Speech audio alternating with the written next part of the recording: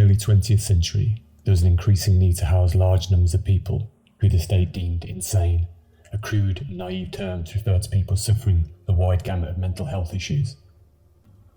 Many ended up in purpose-built insane asylums, usually for the rest of their lives, as its goal was to simply imprison rather than to treat. With no effective drugs nor therapies, there was nowhere else for patients to go, so the asylums quickly became overcrowded, and patients became worse, or at best, stagnated. And so during the 1920s and 30s, finding a cure to insanity was seen as critical. Up stepped an American neurologist named Dr. Walter Freeman, who believed he had the answer. Based on a procedure by a Portuguese doctor called Igos Muniz, Dr. Freeman believed separating the frontal cortex of the brain, the part responsible for higher reasoning and planning, from the limbic system, responsible for emotions, he could stop emotions from overwhelming a patient, which was symptomatic in the patients he was seeing.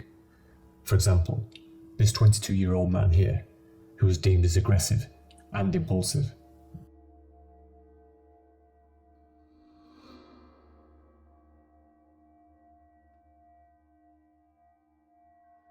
So he devised an operation to sever these two parts of the brain, which, unbelievably, involved ramming an ice pick into an eye socket of a conscious patient. He would begin all this by giving them a convulsive electric shock instead of anaesthetic to subdue them.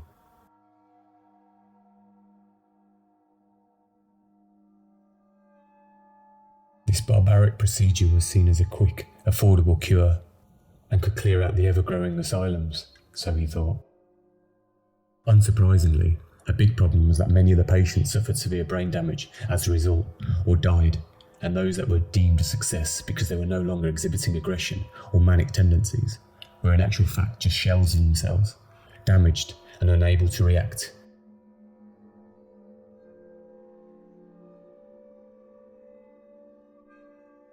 Dr. Freeman ended up conducting over 2,000 of these procedures, with many more carried out by other doctors throughout the world, before it was rightfully banned. He never faced legal repercussions, despite the deaths and the many lives ruined, but now, thankfully, he's seen as a charlatan for his lack of medical research. He died in 1972.